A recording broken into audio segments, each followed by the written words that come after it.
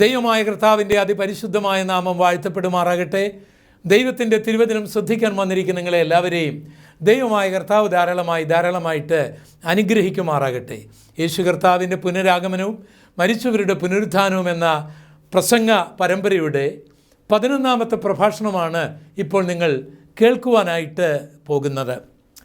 പ്രപഞ്ചത്തിൻ്റെ സൃഷ്ടിതാവായ നാഥനായ യേശു കർത്താവിനെക്കുറിച്ചുള്ള അനവധി പ്രവചനങ്ങൾ വിശുദ്ധ വേദപുസ്തകത്തിൽ നമുക്ക് വായിക്കുവാൻ കഴിയും. പ്രത്യേകിച്ച് യേശു മനുഷ്യനായി ജനിക്കുന്നതിന് മുൻപ് ജൂതന്മാരുടെ മതഗ്രന്ഥങ്ങളിൽ, പ്രത്യേകിച്ച് ഉൽപ്പത്തി പുസ്തകം മുതൽ മലാക്കി വരെയുള്ള പ്രവചന പുസ്തകങ്ങളിൽ യേശു കർത്താവിൻ്റെ പുനരാഗമനത്തെക്കുറിച്ചുള്ള പ്രവചനങ്ങൾ നമുക്ക് വായിക്കുവാനായിട്ട് കഴിയും.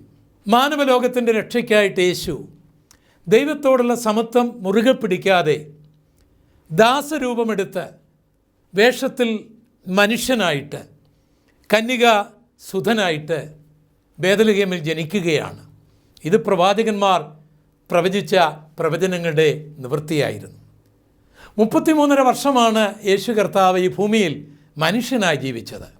മരിച്ചവരെ ഉയർപ്പിച്ചും ഊമരെ സംസാരിപ്പിച്ചും ചെകിടരെ കേൾപ്പിച്ചും മുടന്തരെ നടക്കുമാറാക്കിയും കാറ്റിനെയും കടലിനെയും ശാന്തമാക്കിയും വിശക്കുന്നവർക്ക് ആഹാരം കൊടുത്തും മനുഷ്യൻ്റെ ശരീരത്തിനും മനസ്സിനും ആത്മാവിനും കുടുംബജീവിതത്തിനും ലോകജീവിതത്തിനുമൊക്കെ പ്രയോജനമുള്ള ഉപദേശങ്ങൾ കൊടുത്ത് സ്വർഗനരകങ്ങളെക്കുറിച്ച് പഠിപ്പിച്ച് മരണാനന്തര ജീവിതത്തെക്കുറിച്ച് വ്യക്തമായി പഠിപ്പിച്ചുകൊണ്ട് യേശു ഈ ഭൂമിയിൽ ജീവിച്ചു. എന്നാൽ യേശുവിൻ്റെ വരവിൻ്റെ പ്രധാന ഉദ്ദേശം പാപികൾക്ക് വേണ്ടി പ്രായശ്ചിത്തമാകുക, യാഗമാകുക എന്നുള്ളതായിരുന്നു. അങ്ങനെ മാനവലോകത്തിൻ്റെ പാപം മോചിക്കുക, ശാപം മോചിക്കുക, അവരെ നീതീകരിക്കുക, അവരെ വീണ്ടെടുക്കുക, ഇതായിരുന്നു യേശു കർത്താവിൻ്റെ വരവിൻ്റെ പ്രധാന ലക്ഷ്യം. അതിനുവേണ്ടി യേശു കർത്താവ് ഗെത്സമനത്തോട്ടത്തിൽ മാനവലോകത്തിൻ്റെ പാപവും ശാപവും സ്വയം ഏറ്റുവാങ്ങുകയാണ്. തൻ്റെ പ്രാണനിൽ ആ വാള് കടന്ന് പ്രാണവേദനയിൽ താനായി. പിന്മാറിയില്ല. ആ മുഖത്തെ രോമങ്ങൾ പിഴുതുപറിച്ചപ്പോഴും പുറം ഉഴവുചാല് പോലെ കീറപ്പെടത്തക്ക നിലയിൽ പാപപരിഹാരത്തിൻ്റെ ശിക്ഷയായിട്ടുള്ള ആ ചാട്ടവാറിൻ്റെ അടികളേൽക്കുമ്പോഴും ആ മുൾക്കിരീടം ശിരസിൽ ധരിച്ചപ്പോഴും യേശു പിന്മാറിയില്ല. വേണമായിരുന്നെങ്കിൽ പിന്മാറാമായിരുന്നു, ശത്രുക്കളെ നിഗ്രഹിക്കാമായിരുന്നു, അപ്രത്യക്ഷനാകാൻ കഴിയുമായിരുന്നു. യേശു അത് ചെയ്തില്ല. ഭാരമേറിയ ഒരു കുരിശും ചുമന്നുകൊണ്ട് ഗോൽഗോത്ത മലയിലേക്ക് ചെന്നു. അവിടെ കർത്താവിൻ്റെ കാൽക്കരങ്ങൾ തുളയ്ക്കപ്പെടുകയാണ്. ഇതൊക്കെ പ്രവചനങ്ങളുടെ നിവൃത്തിയാണ്. യെശയ്യാ പ്രവാചകൻ്റെ പുസ്തകം 53-ലും സങ്കീർത്തനം 22:16-ലും നമുക്കത് വ്യക്തമായിട്ട് കാണുവാനായി കഴിയും. 6 മണിക്കൂറുകൾ മാനവലോകത്തിൻ്റെ വീണ്ടെടുപ്പിന് വേണ്ടി, നീതീകരണത്തിന് വേണ്ടി, പാപമോചനത്തിന് വേണ്ടി, ശാപമോചനത്തിന് വേണ്ടി യേശു വേദന അനുഭവിച്ചിട്ട് യാഗമായി തീരുകയാണ്. കർത്താവിൻ്റെ മൃതശരീരം അരിമത്യക്കാരനായ യോസഫിൻ്റെ കല്ലറയിൽ അടക്കം ചെയ്യപ്പെടുന്നു. എന്നാൽ യേശു 3-ാം നാൾ ഉയർത്തെഴുന്നേൽക്കുകയാണ്. യേശുവിൻ്റെ ഉയർപ്പിനെക്കുറിച്ച് പ്രവാചകന്മാർ പറഞ്ഞിട്ടുണ്ട്. അത് വേദപുസ്തകത്തിൽ എഴുതി വച്ചിട്ടുണ്ട്. യേശു കർത്താവ് തന്നെ അത് പറഞ്ഞിട്ടുണ്ട്. അത് വേദപുസ്തകത്തിൽ എഴുതി വച്ചിട്ടുണ്ട്. പിന്നീടുള്ള 40 ദിവസങ്ങൾ യേശു കർത്താവ് തൻ്റെ ശിഷ്യന്മാർ ഉൾപ്പെടെ അനേകായിരങ്ങൾക്ക് പ്രത്യക്ഷപ്പെട്ടു. മരണത്തിന് തന്നെ കീഴടക്കാൻ കഴിഞ്ഞില്ല എന്ന് വ്യക്തമാക്കിക്കൊണ്ട് പലസ്തീനിൽ തന്നെ, ഇസ്രയേൽ നാട്ടിൽ തന്നെ 40ഓളം ദിവസങ്ങൾ കർത്താവ് ജീവിക്കുകയുണ്ടായി. അതിനുശേഷം യേശു സ്വർഗാരോഹണം ചെയ്യുകയാണ്. സ്വർഗാരോഹണം ചെയ്യുന്നതിന് മുൻപ് യേശു തൻ്റെ ശിഷ്യന്മാരോട് പറഞ്ഞു, നിങ്ങളുടെ ഹൃദയം കലങ്ങിപ്പോകരുത്. ഞാൻ നിങ്ങൾക്ക് വേണ്ടി ഒരു ഭവനമൊരുക്കാൻ പോകുകയാണ്. ഞാൻ ഭവനമൊരുക്കിയാൽ ഞാൻ ഇരിക്കുന്നിടത്ത് നിങ്ങളും ഇരിക്കേണ്ടതിന് പിന്നെയും വന്ന് നിങ്ങളെ എൻ്റെ അടുക്കൽ ചേർക്കും. യോഹന്നാന്റെ സുവിശേഷം 14-ാം അധ്യായത്തിൻ്റെ 1 മുതലുള്ള വചനങ്ങളിൽ നമുക്കത് വായിക്കുവാനായി കഴിയും. യേശു സ്വർഗത്തിലേക്ക് കടന്നു പോകുമ്പോൾ മാലാഖമാർ ശിഷ്യന്മാരെ നോക്കിയിട്ട് ഇങ്ങനെ ചോദിക്കുകയാണ്, ഹേ ഗലീല പുരുഷന്മാരെ, നിങ്ങൾ ആകാശത്തിലേക്ക് നോക്കി നിൽക്കുന്നതെന്ത്? നിങ്ങളെ വിട്ട് കടന്നുപോയവനായ യേശുവിനെ നിങ്ങൾ കണ്ടതുപോലെ തന്നെ മടങ്ങി വരും. അത് നമ്മൾ പ്രവൃത്തികളുടെ പുസ്തകം 1:11 വായിക്കുന്നുണ്ട്. പിന്നീട് അപ്പോസ്തലന്മാർ ഇങ്ങനെ എഴുതി വെച്ചു, കർത്താവ് താൻ ഗംഭീരനാദത്തോടും പ്രധാന ദൂതന ശബ്ദത്തോടും ദൈവത്തിൻ്റെ കാഹളത്തോടും കൂടെ സ്വർഗത്തിൽ നിറങ്ങി വരും. അന്ന് ക്രിസ്തുവിൽ മരിച്ചവർ ഉയർത്തെഴുന്നേൽക്കും, ജീവനോടിരിക്കുന്നവർ രൂപാന്തരപ്പെടും, നാം യേശുവിനെ എതിരേൽക്കുവാൻ മേഘങ്ങളിൽ എടുക്കപ്പെടും. തെസ്സലോനിക്കർക്ക് എഴുതിയ 1-ാം ലേഖനം 4:16 നമ്മൾ വായിക്കുന്നുണ്ട്. വിശുദ്ധ വേദപുസ്തകത്തിലെ അവസാനത്തെ പുസ്തകമാണ് വെളിപ്പാട് പുസ്തകം. 22 അധ്യായങ്ങളാണ് ആ പുസ്തകത്തിനകത്തുള്ളത്. 22-ാം അധ്യായത്തിൻ്റെ അവസാന വാക്യങ്ങൾ യേശു കർത്താവിൻ്റെ വരവിനെക്കുറിച്ചുള്ള പ്രഖ്യാപനങ്ങളാണ്. അത് യേശു തന്നെ പറയുന്നുണ്ട്, ഇതാ ഞാൻ വേഗം വരുന്നു, ഓരോരുത്തർക്കും അവരുടെ പ്രവൃത്തിക്ക് തക്കവണ്ണം കൊടുപ്പാൻ പ്രതിഫലം എൻ്റെ പക്കലുണ്ട്. വേദപുസ്തകത്തിലെ അവസാനത്തെ പ്രാർത്ഥന ആഗ്രഹം ആമീൻ കർത്താവേ വരേണം എന്നുള്ളതാണ്. അതുകൊണ്ട് യേശു കർത്താവിൻ്റെ പുനരാഗമനം വളരെ പ്രധാനപ്പെട്ട ഒരു വിഷയമാണ്. ജനങ്ങൾ പഠിക്കേണ്ടതാണ്, പഠിപ്പിക്കേണ്ടതാണ്. എന്തുകൊണ്ടോ അന്ധകാരത്തിൻ്റെ ശക്തികൾ, പൈശാചിക ശക്തികൾ ഈ പ്രധാനപ്പെട്ട വിഷയം യേശു പ്രഖ്യാപിച്ചത്, ദൂതന്മാർ പ്രഖ്യാപിച്ചത്, അപ്പോസ്തലന്മാർ പ്രഖ്യാപിച്ചത്, ബൈബിളിൽ എഴുതി വെച്ച ഈ കർത്താവിൻ്റെ പുനരാഗമനത്തെക്കുറിച്ച് പ്രസംഗിക്കുന്നില്ല, കേൾക്കുന്നില്ല, അറിയുന്നില്ല. അത് സാത്താൻ്റെ ഒരു തന്ത്രമാണ് എന്ന് നമ്മൾ അറിഞ്ഞിരിക്കേണ്ടതാണ്. യേശു കർത്താവിൻ്റെ പുനരാഗമനത്തിന് നാളും നാഴികയും ദൈവം നമുക്ക് വെളിപ്പെടുത്തി തന്നിട്ടില്ല. ആർക്കും അത് വെളിപ്പെടുത്തി കൊടുക്കുന്നില്ല എന്ന് വിശുദ്ധ വേദപുസ്തകത്തിൽ എഴുതിയിട്ടുമുണ്ട്. എങ്കിലും യേശു കർത്താവിൻ്റെ പുനരാഗമനം അടുത്തു എന്ന് നാം മനസ്സിലാക്കേണ്ടതിന് വേണ്ടി ചില അടയാളങ്ങൾ, ചില പ്രവചനങ്ങൾ പ്രവാചകന്മാർ പ്രവചിച്ചിട്ടുണ്ട്, യേശു പ്രവചിച്ചിട്ടുണ്ട്, അപ്പോസ്തലന്മാർ പറഞ്ഞിട്ടുണ്ട്. അതൊക്കെ വിശുദ്ധ വേദപുസ്തകത്തിൽ എഴുതിയിട്ടുണ്ട്. യേശുവിൻ്റെ പുനരാഗമനത്തിന് മുൻപായി ആകാശത്തിൽ എന്ത് സംഭവിക്കും, ഗോളങ്ങളിൽ എന്ത് സംഭവിക്കും, ഭൂമിയിൽ എന്ത് സംഭവിക്കും, സമുദ്രങ്ങളിൽ എന്ത് സംഭവിക്കും, മാനവലോകത്തിൽ എന്ത് സംഭവിക്കും, മതങ്ങളിൽ എന്ത് സംഭവിക്കും, ഭരണമേഖലകളിൽ എന്ത് സംഭവിക്കും എന്നൊക്കെയുള്ള പ്രവചനങ്ങൾ നമുക്ക് ബൈബിളിൽ കാണുവാനായി കഴിയും. യേശുവിൻ്റെ പുനരാഗമനത്തെക്കുറിച്ചുള്ള 14 പ്രവചനങ്ങളും അവയുടെ നിവൃത്തികളും കഴിഞ്ഞ 10 പ്രഭാഷണങ്ങളിൽ ഞാൻ ഓർപ്പിക്കുകയുണ്ടായി. ഇന്ന് ഞാൻ നിങ്ങളെ ഓർപ്പിക്കുവാൻ ആഗ്രഹിക്കുന്ന യേശുവിൻ്റെ പുനരാഗമനത്തോടുള്ള ബന്ധത്തിൽ കർത്താവ് പറഞ്ഞ 15ാമത്തെ അടയാളമാണ്, പ്രവചനമാണ്. അത് വിശുദ്ധ മത്തായിയുടെ സുവിശേഷം 24-ാം അധ്യായത്തിൻ്റെ 14-ാം വാക്യത്തിൽ രേഖപ്പെടുത്തി വച്ചിരിക്കുന്നു. ആ വചനം ഞാൻ വായിച്ച് കേൾപ്പിക്കാം. യേശുവിൻ്റെ പ്രവചനമാണിത്. തൻ്റെ പുനരാഗമനവുമായി ബന്ധപ്പെട്ട് ഇന്നേക്ക് 2000 വർഷങ്ങൾക്ക് മുൻപ് കർത്താവ് പറഞ്ഞതായിട്ടുള്ള പ്രവചനം. രാജ്യത്തിൻ്റെ ഈ സുവിശേഷം സകല ജാതികൾക്കും സാക്ഷ്യമായി ഭൂലോകത്തിലൊക്കെയും പ്രസംഗിക്കപ്പെടും, അപ്പോൾ അവസാനം വരും. ഈ ബൈബിൾ പ്രവചനങ്ങളെ കൃത്യമായി പഠിക്കാനാണ് നിങ്ങൾ ആഗ്രഹിക്കുന്നതെങ്കിൽ ഈ സുവിശേഷങ്ങളെക്കുറിച്ച് നമ്മൾ അറിഞ്ഞിരിക്കണം. രാജ്യത്തിൻ്റെ സുവിശേഷമുണ്ട്, കൃപയുടെ സുവിശേഷമുണ്ട്, നിത്യസുവിശേഷമുണ്ട്. രാജ്യത്തിൻ്റെ സുവിശേഷമാണ് യേശു കർത്താവും സ്നാപക യോഹന്നാനുമൊക്കെ പ്രസംഗിച്ചത്. ദൈവരാജ്യം സമീപിച്ചിരിക്കുകയാൽ മാനസാന്തരപ്പെടുവിൻ എന്ന് പറഞ്ഞാൽ രാജാവിതാ വന്നിരിക്കുന്നു, രാജ്യം സമീപിച്ചിരിക്കുകയാണ്, നിങ്ങൾ മാനസാന്തരപ്പെട്ടാൽ നിങ്ങൾക്ക് രാജാവിനെ കിട്ടും, നിങ്ങൾക്ക് രാജ്യം കിട്ടും, പ്രവാചകന്മാർ പ്രവചിച്ചതുപോലെ. പക്ഷേ ഇത് കേട്ട ജൂതന്മാർ മാനസാന്തരപ്പെട്ടുമില്ല, രാജാവിനെ സ്വീകരിച്ചതുമില്ല. അതുകൊണ്ട് രാജാവിനെയും അവർക്ക് കിട്ടിയില്ല, രാജ്യവും കിട്ടിയില്ല. പിന്നീട് അവർക്ക് കിട്ടിയ രാജാക്കന്മാരൊക്കെ അവരെ വേദനിപ്പിക്കുന്നവരും ദുഃഖിപ്പിക്കുന്നവരും കൊല്ലുന്നവരുമായിരുന്നു എന്നുള്ള ചരിത്രം നമുക്ക് മനസ്സിലാക്കുവാനായിട്ട് കഴിയും. കൃപയുടെ സുവിശേഷം എന്ന് പറഞ്ഞാൽ അപ്പോസ്തലനായ പൗലോസ് അതിനെക്കുറിച്ച് പറയുന്നത് തിമോഥെയോസിൻ്റെ 2-ാം ലേഖനം 2-ാം അധ്യായത്തിൻ്റെ 8-ാം വാക്യത്തിൽ, ദാവീദിൻ്റെ സന്തതിയായി ജനിച്ച് മരിച്ച് ഉയർത്തെഴുന്നേറ്റ യേശുവിനെ ഓർത്തുകൊള്ളുക, അതാകുന്നു എൻ്റെ സുവിശേഷം എന്ന് പറഞ്ഞാൽ തിരുവെഴുത്തിൻ പ്രകാരം ജനിച്ച് മരിച്ച് ഉയർത്തെഴുന്നേറ്റ യേശുവിനെക്കുറിച്ച് പറയുന്ന സുവിശേഷം, അതിന് കൃപയുടെ സുവിശേഷം എന്ന് പറയും. ആ സുവിശേഷം കൊണ്ടുള്ള ഗുണം, യേശുവിനെ സ്വീകരിച്ചാൽ നിനക്ക് പാപമോചനം ലഭിക്കും, നിനക്ക് ശാപമോചനം ലഭിക്കും, നിനക്ക് സമാധാനം ലഭിക്കും. കർത്താവിൻ്റെ വരവിൽ നീ ജീവനോടിരിക്കുന്നെങ്കിൽ രൂപാന്തരപ്പെടും, മരിച്ചാൽ നീ ഉയർത്തെഴുന്നേൽക്കും, നരകത്തിൽ നീ പോകേണ്ടി വരികയില്ല, സ്വർഗത്തിൽ നിനക്ക് പോകുവാനായിട്ട് കഴിയും. ഇങ്ങനെയൊക്കെ ഉള്ള വിഷയങ്ങൾ യേശുവിനോടുള്ള ബന്ധത്തിൽ പറയുന്നതിനാണ് കൃപയുടെ സുവിശേഷം എന്ന് പറയുന്നത്. ആ കൃപയുടെ സുവിശേഷം പ്രസംഗിച്ച് തീർന്നു കഴിയുമ്പോൾ യേശു വരികയും തൻ്റെ മക്കൾ തൻ്റെ അടുക്കിലേക്ക് പോവുകയും ചെയ്യും. എന്നാൽ രാജ്യത്തിൻ്റെ സുവിശേഷം പിന്നീടും പ്രസംഗിക്കപ്പെടും. രാജാവ് വരും, രാജ്യം ഇവിടെ സ്ഥാപിക്കപ്പെടും. ആ സഹസ്രാബ്ദത്തിൻ്റെ അവസാനം ഈ ഭൂമി കത്തിയുരുകും, അവസാനം വരും.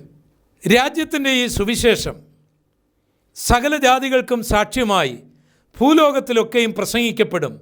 അപ്പോൾ അവസാനം വരും. പ്രിയപ്പെട്ടവരെ, ഈ രണ്ട് സുവിശേഷവും നമുക്ക് പ്രയോജനമാണ്.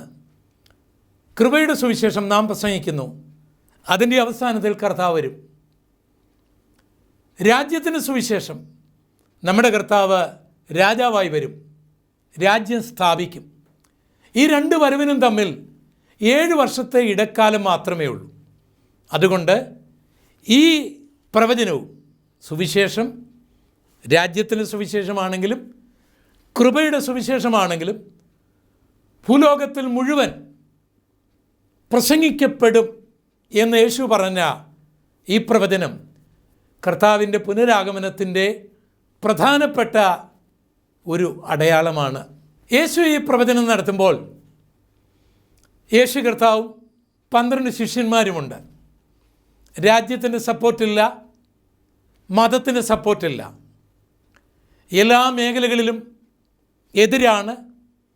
പലസ്തീൻ നാടെന്ന് പറയുന്ന ഒരു കൊച്ചു രാജ്യത്തിൽ നിന്നുകൊണ്ടാണ് കർത്താവ് ഇത് പറയുന്നത്. തൻ്റെ ശിഷ്യന്മാർ വിദ്യാഭ്യാസമുള്ളവരോ ധനികരോ സ്വാധീനമുള്ളവരോ ആയിരുന്നില്ല. അവർക്ക് സ്വന്തമായ ഒരു ആരാധനാലയം ഉണ്ടായിരുന്നില്ല. അവരിൽ പലരും മാനുഷികമായ ബലഹീനതയുള്ളവരായിരുന്നു. നമുക്കറിയാം, യൂദ യേശുവിനെ ഒറ്റിക്കൊടുത്തു. പത്രോസ് ഒരു വാളുമായിട്ടാണ് യാത്ര ചെയ്തത്. തോമസ് അപ്പോസ്തലൻ ഞാൻ വിശ്വസിക്കുകയില്ല എന്ന് തുറന്നു പറഞ്ഞു. പത്രോസ് യേശുവിനെ തള്ളിപ്പറഞ്ഞു. യാക്കോബ് ഉൾപ്പെടെയുള്ളവർ പഴയ പടകും വലയുമായിട്ട് മീൻ പിടിക്കാൻ കടന്നുപോയി. ഇങ്ങനെയുള്ള ഈ ശിഷ്യന്മാരെ അടുത്ത് നിർത്തിക്കൊണ്ട് കർത്താവ് പറയുകയാണ്, നിങ്ങൾ പോകണം, ലോകം മുഴുവൻ നിങ്ങൾ പോകണം, ലോകം മുഴുവൻ സുവിശേഷം പ്രസംഗിക്കപ്പെടും, അപ്പോഴേ അവസാനമുണ്ടാകുകയുള്ളൂ എന്ന് യേശു കർത്താവ് ഇന്നേക്ക് 2000 വർഷങ്ങൾക്ക് മുൻപ് പറയുമ്പോൾ ഒരു സൈക്കിള് പോലും കണ്ടുപിടിക്കപ്പെടാതിരുന്ന ആ കാലഘട്ടത്തിൽ നിന്ന് പറയുമ്പോൾ അത് നിവർത്തിക്കപ്പെടുവാനുള്ള സാധ്യതകൾ എന്തെങ്കിലും ഉണ്ടായിരുന്നുവോ എന്ന് നിങ്ങൾ മാനുഷികമായിട്ടൊന്ന് ചിന്തിക്കുക. ഒരു സാധ്യതയും അവരുടെ മുൻപിൽ മാനുഷികമായിട്ടുണ്ടായിരുന്നില്ല.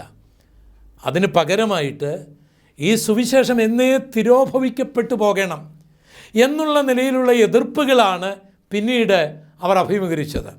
ചില എതിർപ്പുകൾ ഞാൻ നിങ്ങളോട് പറയാം. അന്നത്തെ പ്രബല സാമ്രാജ്യമായിരുന്നു റോമൻ സാമ്രാജ്യം.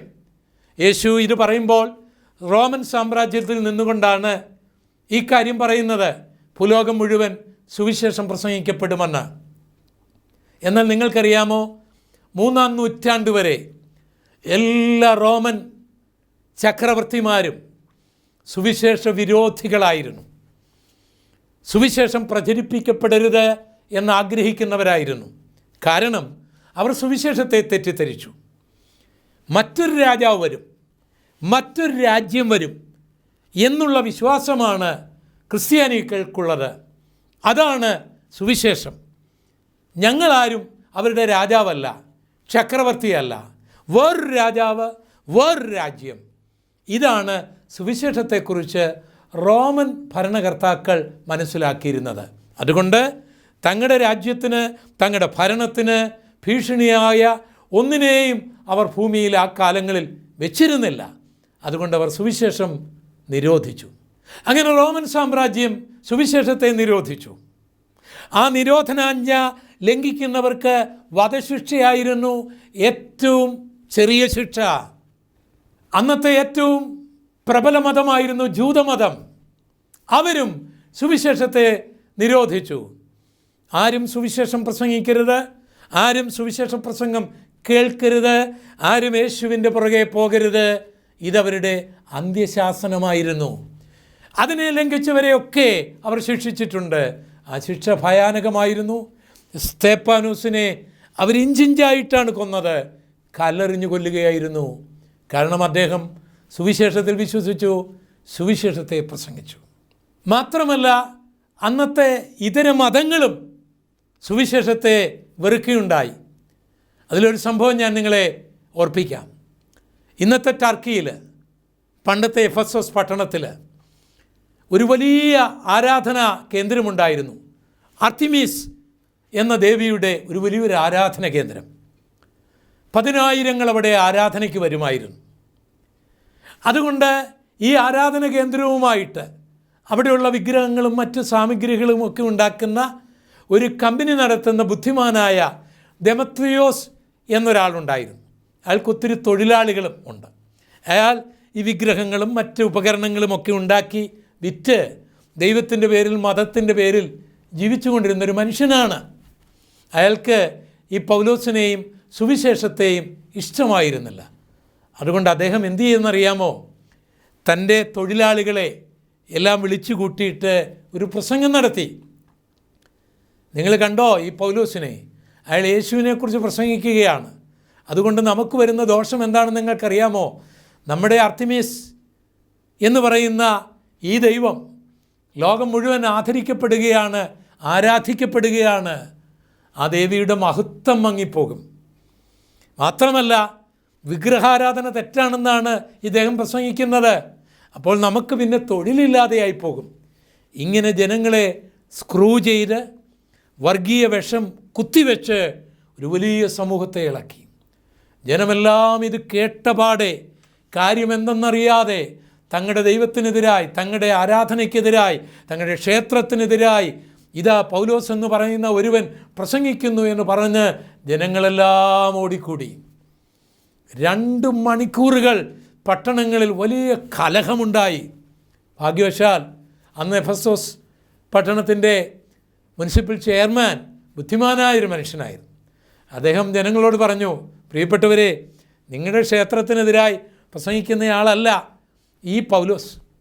അദ്ദേഹം നിങ്ങളുടെ ദേവിയെ ദുഷിച്ചില്ല, നിങ്ങൾക്കെതിരായി ഒന്നും പറഞ്ഞില്ല. എന്നാൽ ഇതിൻ്റെ തന്ത്രശാലി വേറൊരാളാണ്, അത് ദെമത്രിയോസാണ് എന്ന് പറഞ്ഞ് ജനങ്ങളെ ബോധ്യമാക്കിയത് കൊണ്ട് കടകമ്പോളങ്ങൾ കത്തിയെരിഞ്ഞില്ല, കൊലപാതകങ്ങൾ നടന്നില്ല. അങ്ങനെ മറ്റിതര മതസ്ഥർക്കും സുവിശേഷം ഇഷ്ടമുണ്ടായിരുന്നില്ല. അപ്പോൾ എങ്ങനെ ഇത് വളരും? എങ്ങനെ ഇത് പ്രസംഗിക്കപ്പെടും? എന്താണ് യേശു പറഞ്ഞത്? ഈ സുവിശേഷം ലോകം മുഴുവൻ പ്രസംഗിക്കപ്പെടുമെന്നാണ്. നിവർത്തിക്കപ്പെടുവാനുള്ള യാതൊരു സാധ്യതയുമില്ല. ശിഷ്യന്മാർ മിക്കവാറും കൊല്ലപ്പെട്ടു, യേശുവും ക്രൂശിക്കപ്പെട്ടു. എന്നാൽ പ്രിയപ്പെട്ടവരെ, യേശുവിൻ്റെ വാക്കുകളൊന്നും തെറ്റുകയില്ല, അത് പിൻവലിക്കേണ്ടി വരികയില്ല. അത് അങ്ങനെ തന്നെ സംഭവിക്കും. 2000 വർഷം മുൻപ് ഈ സുവിശേഷം ലോകം മുഴുവൻ പ്രസംഗിക്കപ്പെടും എന്ന് യേശു പറഞ്ഞെങ്കിൽ, അത് തൻ്റെ പുനരാഗമനത്തിൻ്റെ അടയാളമായി പറഞ്ഞെങ്കിൽ, ഈ 2020 നിങ്ങൾ ഒന്ന് തലയുയർത്തി നോക്കുക.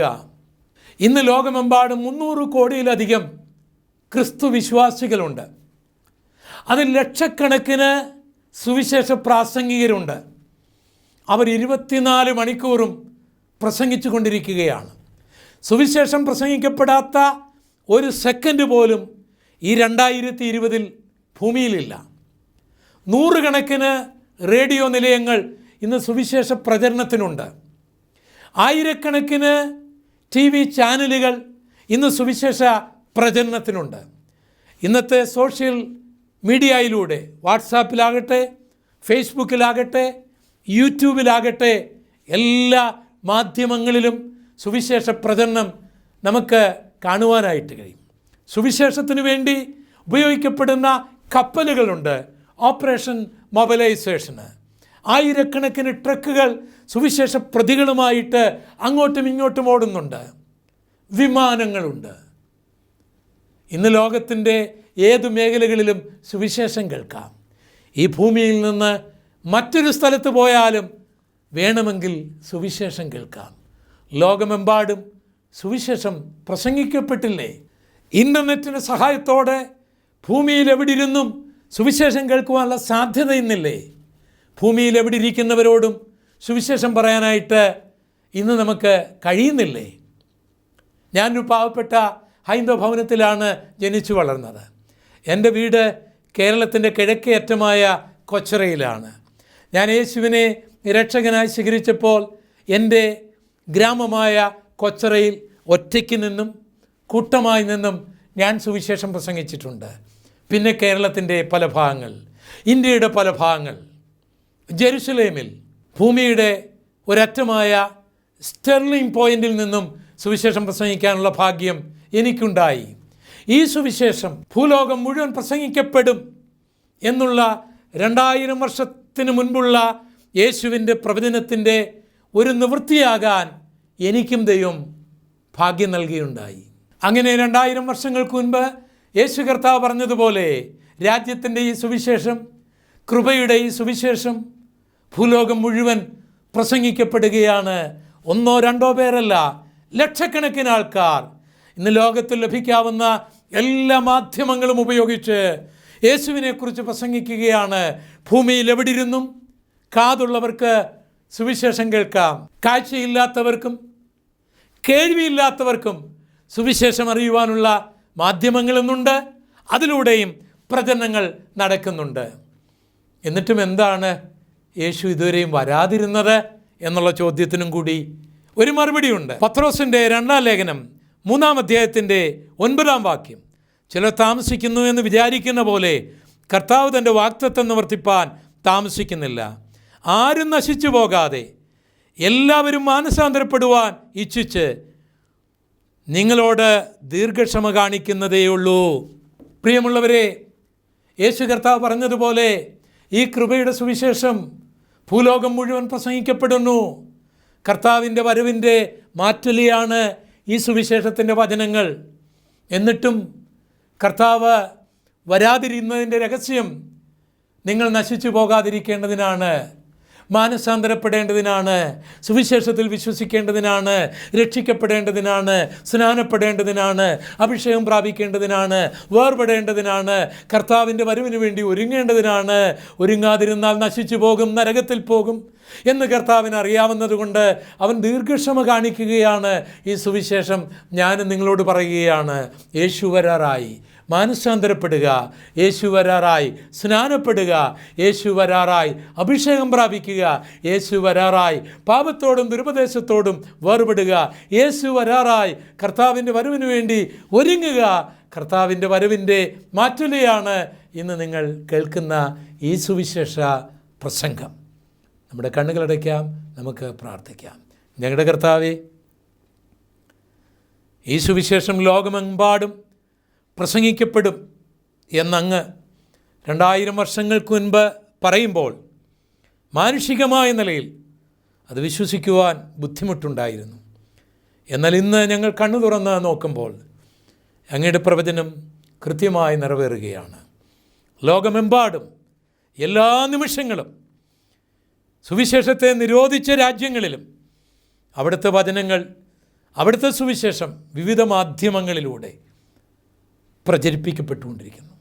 കാഴ്ചയില്ലാത്തവർക്ക് പോലും കേൾവിയില്ലാത്തവർക്ക് പോലും ഗ്രഹിക്കുവാൻ കഴിയുന്ന നിലയിൽ സുവിശേഷം വിവിധ മാധ്യമങ്ങളിലൂടെ പ്രചരിപ്പിക്കപ്പെട്ടുകൊണ്ടിരിക്കുന്നു.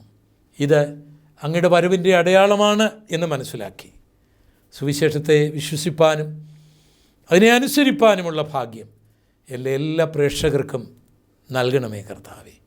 അങ്ങയുടെ വരവ് താമസിക്കുന്നത് ചിലർ കൂടി മാനസാന്തരപ്പെടേണ്ടതിന് വേണ്ടിയാണ് എന്നങ്ങ് പറഞ്ഞു. ഈ സുവിശേഷം മറ്റുള്ളവരോട് പറയുവാനുള്ള ഭാഗ്യം, കൃപ ഞങ്ങൾക്കിനിയും നൽകണമേ. യേശു കർത്താവിൻ്റെ പരിശുദ്ധമുള്ള നാമത്തിൽ അപേക്ഷിക്കുന്നു, കൃപ തോന്നി കേൾക്കുമാറാകണമേ. ആമേൻ. പ്രിയമുള്ളവരെ, ദൈവം ഈ വചനങ്ങളാൽ നിങ്ങളെ ധാരാളമായിട്ട് അനുഗ്രഹിക്കുമാറാകട്ടെ. യേശു കർത്താവിൻ്റെ പുനരാഗമനവും മരിച്ചവരുടെ പുനരുത്ഥാനവും എന്ന പ്രസംഗ പരമ്പരയുടെ 12ാമത്തെ പ്രഭാഷണം കേൾക്കുന്നവരെ കർത്താവിൻ്റെ കൃപ നിങ്ങളോട് ഏവരോടും കൂടി ഉണ്ടായിരിക്കുമാറാകട്ടെ. ആമേൻ. ഒരു പുസ്തകം നിങ്ങളെ പരിചയപ്പെടുത്തുന്നു. അപമാനങ്ങളിൽ മറഞ്ഞിരുന്ന അനുഗ്രഹങ്ങൾ. ഈ പുസ്തകം എൻ്റെ ആത്മകഥയാണ്. ഒരു പാവപ്പെട്ട ഹൈന്ദവ ഭവനത്തിലാണ് ഞാൻ ജനിച്ചു വളർന്നത്. എൻ്റെ അറിവില്ലായ്മ കൊണ്ട് ബൈബിൾ തെറ്റാണെന്ന് സമർത്ഥിക്കുവാൻ ഞാൻ പരിശ്രമിച്ചിട്ടുണ്ട്. എൻ്റെ അറിവില്ലായ്മ കൊണ്ട് സുവിശേഷ പ്രസംഗത്തെ എതിർത്തിട്ടുണ്ട്. സുവിശേഷം പറയുന്നവരെ കളിയാക്കിയിട്ടുണ്ട്. പക്ഷേ ഭാഗ്യവശാൽ ഇന്നേക്ക് 46 വർഷങ്ങൾക്ക് മുൻപ് ഈ യേശുവിനെ എൻ്റെ രക്ഷിതാവായി സ്വീകരിപ്പാൻ എനിക്കിടയായി. ഞാൻ എതിർത്ത ഈ ബൈബിൾ മാറോടണയ്ക്കാൻ അത് കഴിഞ്ഞ് 46 വർഷമായിട്ട് ആദരവോട് വായിക്കുവാൻ പഠിക്കുവാൻ ദൈവം എനിക്ക് ഭാഗ്യം നൽകുന്നു.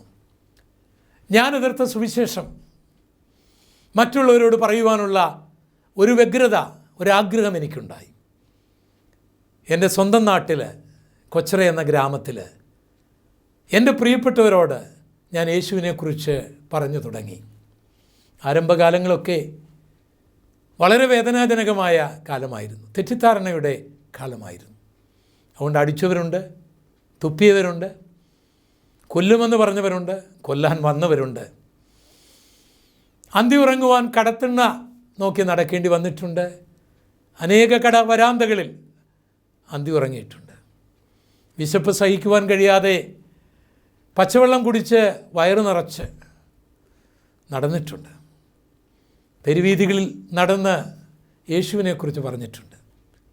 കഴിഞ്ഞ 46 വർഷം ഉയർച്ചയുടെയും താഴ്ചയുടെയും അപമാനത്തിൻ്റെയും അംഗീകാരത്തിൻ്റെയും ഒക്കെയുള്ള 100 അനുഭവങ്ങൾ. അതിൽ വായനക്കാർക്ക് പ്രയോജനമുള്ള ചില കാര്യങ്ങൾ എഴുതിയിരിക്കുന്നതാണ് അപമാനങ്ങളിൽ മറഞ്ഞിരുന്ന അനുഗ്രഹങ്ങൾ എന്ന ഈ പുസ്തകം. ഈ പുസ്തകം നിശ്ചയമായും നിങ്ങൾക്ക് ഒരു അനുഗ്രഹമായിരിക്കും എന്നുള്ളതിൽ സംശയമില്ല. ഈ പുസ്തകം നിങ്ങൾ വായിക്കണം. കർത്താവായ ദൈവം നിങ്ങളേവരെയും ധാരാളമായി അനുഗ്രഹിക്കുമാറാകട്ടെ.